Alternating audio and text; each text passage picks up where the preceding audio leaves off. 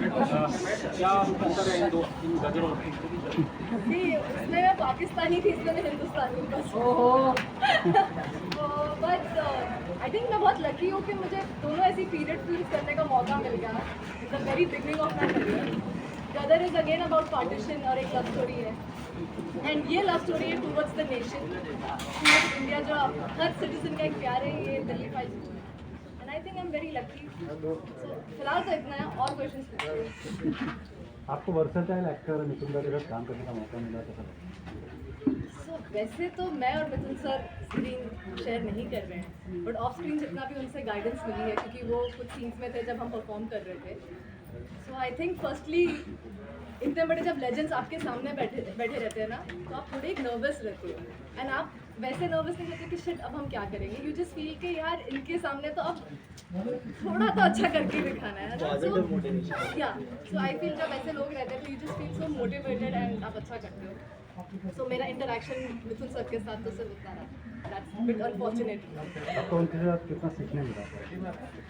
जैसे मैंने उनके साथ कोई सीन किया नहीं है, बट जब हम कर रहे थे तो उन्होंने सिर्फ इतना ही बोल दिया कि अच्छा था। I think that is enough. आपके बारे में जानना चाहते हैं, आप तो क्या आप करते सब हैं? तो जानते ही हैं सिमरत को। मेरा नाम एकलव्य सूद है। This is my debut film and it's like a dream come true to work again alongside such fine actors and Pallavi ma'am, Anupam sir, like it's so much of a learning experience for me.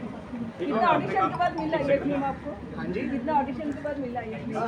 Luckily इस film के लिए तो मैंने एक ही audition दिया था, but otherwise तो 100 से 200 ऑडिशन दे चुका हूँ मैं अभी तक।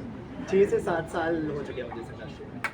मतलब आपने अच्छी नेम हाँ जी, दोनों अंगूठा intact? दोनों अंगूठे अभी तक हैं, बट सोच रहा हूँ विवेक सर को काट के एक दे देता हूँ इसके बाद। इसके पहले एड फिल्म्स की है क्या? इससे पहले थोड़ा एड बताएं। फिल्म्स करी हैं और एक वेब सीरीज भी करी है, राय सिंघानी वर्सेस राय सिंघानी सोनी लिव पर। बट एज अ फिल्म ये मेरी डेब्यू फिल्म है, उसके लिए भी मुझे लकीली थोड़ा प्यार मिला। कैसा रहा एक्सपीरियंस सेट का? पहले दिन तो बहुत नर्वस था, but I think Vivek sir was such a fine director, made you feel very comfortable and then धीरे धीरे करके I think you get into the skin of the character and then you start. Silver थोड़ा young actor like you ऐसी film से जुड़ना जो कि political subject के ऊपर है, क्या आसान होता है ऐसी फिल्मों के लिए हाथ देना? To be very honest, specially जब आप आउटसाइडर रहते हो ना, आपको इतनी अच्छी स्क्रिप्ट्स नहीं मिलती है इनिशियल डेज पे, एंड ये फैक्ट है, ट्रूथ है। कोई क्यों मुझे ले, है ना। सो आई थिंक आफ्टर गदर के बाद हमने वनवास की, जो एक प्रॉपर स्टोरी बेस्ड मूवी, उसमें कोई ग्लैम वाला नहीं था। हमने बहुत एक अच्छी स्टोरी ऑडियंस के सामने लेकर आए, एंड उसी के टाइम पे जब मैं वनवास शूट कर रही थी तब मुझे दिल्ली फाइल्स की ऑडिशन, बाकायदा मैंने उसके 2 ऑडिशंस दिए हैं। 2 ऑडिशंस के बाद मैं फिर विवेक सर से पर्सनली मिली, फिर उन्होंने एक लुक टेस्ट किया, तब जाके ये हुआ। तो सर ने बोला कि देखो ये कोई ग्लैम रोल नहीं, this needs your love towards the nation. अगर तुम्हें उतना जज्बा है तो ही तुम ये कैरेक्टर कर पाओगी, वरना ये नहीं हो सकता। सो आई थिंक ये बहुत आई एम ग्रेटफुल कि मुझे दिल्ली फाइल्स एक्चुअली करने मिला। एंड पूरी मूवी में जो स्टोरी चल रही है ना, उसके लिए बहुत ज़्यादा प्रिपरेशन करनी पड़ी, बिकॉज ये ऐसा नहीं है कि आप लाइन्स पढ़ के आप आ सकते हो, क्योंकि मुझे मोस्टली बंगाल के बारे में ज़्यादा पता नहीं, टू बी वेरी ऑनेस्ट। उसकी हिस्ट्री क्या थी, फेमिन आया था वहाँ पर से कितने बड़े लेजेंड्स बंगाल से जो आ चुके हैं, मुझे किसी के बारे में इतना पता नहीं।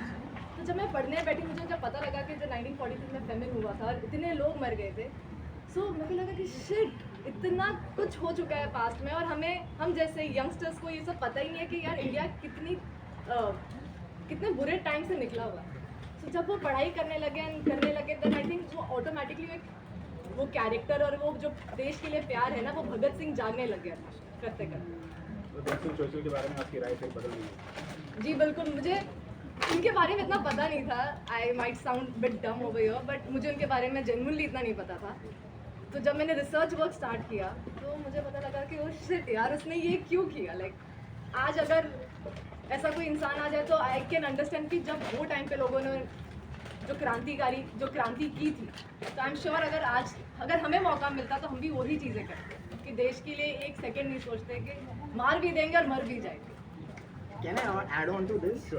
I think प्रॉब्लम खाली यूथ का नहीं है, तो हमारी गलती है कि हमें इस चैप्टर के बारे में ज़्यादा पता नहीं था, बट थोड़ी हिस्ट्री बुक्स में भी ये कहीं पे भी मेंशन नहीं है। तो जब हम ये पहली बार सिर्फ पढ़ भी रहे थे तो it was such a hard hitting intense experience for us, like it was a page turner, मतलब 120 पन्ने की स्क्रिप्ट एक ही गो में हमने पढ़ी है, और आफ्टर दैट उस फिल्म को स्क्रिप्ट को एब्जॉर्ब करने में भी हमें काफ़ी ज़्यादा टाइम लगा था कि ये एक्चुअली घटनाएं घटी थी और ऐसा कुछ हुआ था। तो थोड़ी गलती हमारी है, बट बाकी थोड़ी गलती हिस्ट्री बुक्स की भी है। नहीं, here I would like to change, it's not your fault. आपके आसपास जो परिवेश था आपने उसको ऑब्जॉर्व किया और एक बच्चा वही ऑब्जॉर्व करता है।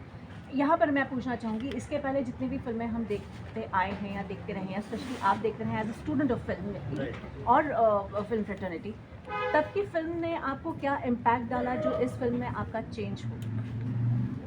देखिए, जो आई थिंक फिल्म बॉलीवुड में बन रही हैं वो ऐसी हार्ड हिटिंग स्टोरीज या इतनी ट्रूथफुल नहीं है जितनी ये स्क्रिप्ट है और जितनी ये फिल्म बन रही है। तो जब आप ये फिल्म देखेंगे तो आपको पता चलेगा कि this is like international cinema, this is not just Indian films that we are making here. तो जब आप इसको देखोगे तो आपको अंडरस्टैंडिंग मिलेगी इसकी। What about you? It was my second day, तो मैं सेकेंड डे पे मेरा ना काफ़ी एक्शन सीन स्टार्ट हो गए थे। मैंने सर को बोला कि सर हम इतना ब्रूटल चीज़ें क्यों दिखा रहे हैं, लाइक वाई, हम ये सब थोड़ा सा रिफाइन करते। तो सर ने बोला कि ये मैं नहीं बना रहा हूँ, ये डॉक्यूमेंटेड है, this is not what my imagination is, ये सब है। तो मैंने सर को बोला कि sir can I see some of those images जो हम रिक्रिएट कर रहे हैं। तो सर ने मुझे एक दो फोटोज़ दिखाई and I still can't believe कि ये सब चीज़ें हो चुकी हैं। सो सर ने बोला कि मैं इस फिल्म से कुछ सच्चाई दिखाना चाहता हूँ and there is nothing fictional over it. जो भी चीज़ें हुई हैं, जो भी चीज़ें गूगल पे, विकीपीडिया पे जो हमने रिसर्च की है, जो एक्चुअल चीज़ें हैं, we are just exactly showing all that. So आज तो हम सिर्फ उसको रीड करते हुए we feel so bad and sad about it, but जिनके साथ वो टाइम पे हुआ है, आई कैन नॉट, मैंने ऑल्दो वो रोल प्ले किया but I can still not imagine the pain जो लोगों ने अपने घर के लोग खो दिए और फेमिन में, मतलब उनके घर लोग भूखे मर रहे हैं उनके साथ and they couldn't do anything about. So जो सच्चाई जो सर ने दिखाई है और जो हम because of sir's vision we could live it and give थोड़ा सा उसको परफॉर्म कर दें। Simrat, after Gadar 2 and Vanvas, did it feel unusual on the sets of Delhi Files? क्योंकि वहाँ पे उत्कर्ष शर्मा नहीं थे। नहीं यार, I like this question, but no, I think Eklavya has been an amazing co-star. So मुझे ऐसी कोई कमी नहीं फील हुई है यहाँ पर। चलो बच गया। Obviously एक फ्रेंडशिप बिल्ड हो जाती है जब आप स्टार्टिंग की दो पिक्चरें एक ही इंसान के साथ कर लो, so you feel like a family and आपको एक दूसरे की कमियाँ और वो सब खूबियाँ पता रहती है, सो आप एक दूसरे को गाइड कर सकते हो। क्योंकि हमने गदर में साथ में काम किया तो उसने मुझे बनवास में बता दिया कि सिमरत तुम ऐसे कर लो, या मैंने उसको बता दिया, सो एक वो बॉन्ड थी। बट हियर आई थिंक हम लोग आए और हमारा सीन ही इतना ट्रॉमेटिक और वैसी चीज़ें थी कि हमारे पास दोस्ती करने का मौका नहीं था, क्योंकि वो फील वैसी नहीं थी।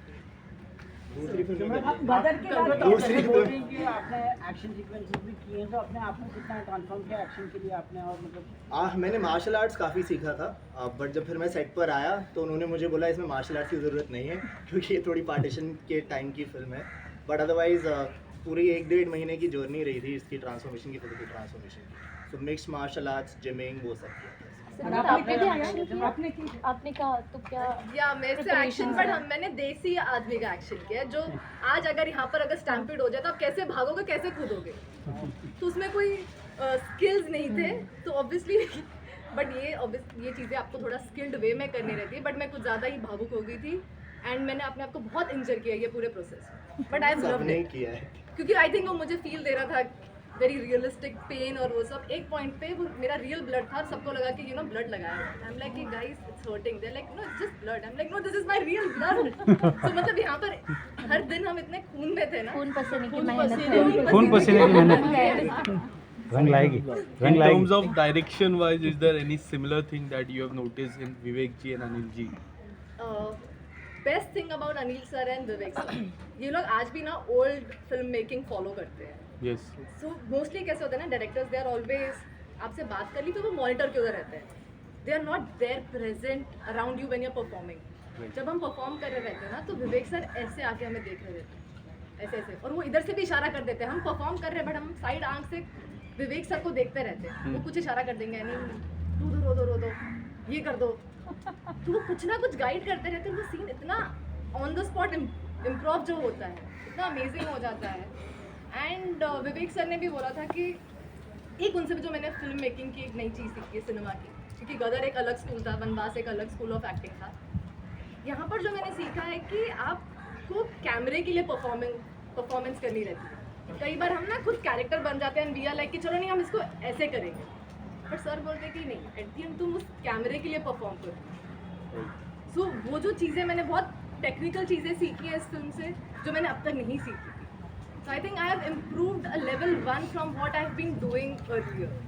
तो ये जो ऑन सेट जो मुझे अभी टीचिंग्स मिली है ना विवेक सर से, तो सर कहते हैं ये फ्री में नहीं बताते हैं लोग, पता है इसके लिए क्लासेस करनी पड़ती है। मैंने बोला थैंक यू सर। तो विवेक सर ने काफ़ी चीज़ें सिखाई। सिमरन, आप अपनी पहली फिल्म सनी देओल के साथ, दूसरी फिल्म जो है नाना पाटेकर के साथ, तीसरी फिल्म मिथुन जाट के साथ, और चौथी फिल्म में क्या